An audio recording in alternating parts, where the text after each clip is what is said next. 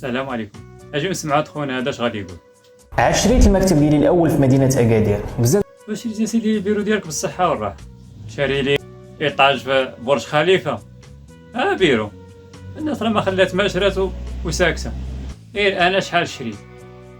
مؤخرا راني شريت واحد الصباط ب 2400 وانا ضارب طم، ما قلت حتى الحل، انت هو الاول سقسي الخبر. يلا زيد شوف شنو كاين اخر. في ناس كيتسائلوا كيفاش درتي شريتي المكتب ديالك في سن صغير، كنقول لهم كندير البيزنس اونلاين، كيقول لي كيفاش. دابا عاد واقيلا بديت دابا انت بغيتي تشرح لنا بانك هاد الفلوس درتيها بيزنس اونلاين. شرح لنا كيفاش هاد بيزنس اونلاين.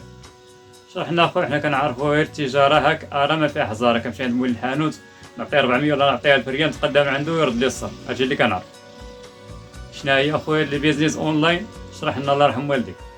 مع الله حتى حنا نشوفوا ندوروا نعوا راسي شويه كيما نتايا ونديروا حتى حنا شي بيرو.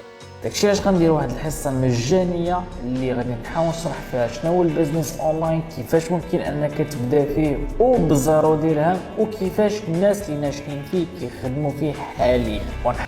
انا ما قلت والو، انا غادي نشدك على كلامك وبلسانك.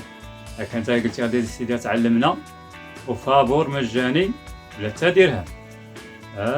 تاني غتقول لي عاوتاني خصك افونس، خصك 1000 درهم 200 300 درهم للحصه، تطبيب ديال العظام ديري الترويض. نحاول نشارك معكم هاد الاسرار هادو ان شاء الله في واحد الحصه، يكفي تدخل تمارين الاستماره.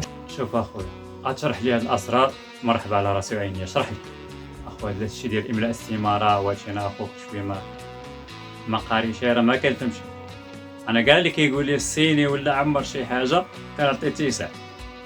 انا عارف ديك القضيه ديال التعمار وديال السينياتور تابعها المشاكل. الا غتعلمنا اخويا بلا ديك املاء استماره مرحبا.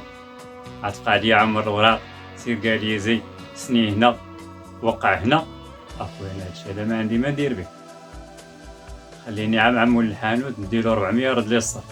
التجاره اونلاين اخويا كيبان لي فيها المشاكل. من احسن اخويا الله يرحم والديك الا ما عاقلني. انا ما باغيش ندير لاباس، انا خليني هكا عاجبني حالي صافي ارتاحيتي. يلا والله يعرضك السلامه، دوز بخير.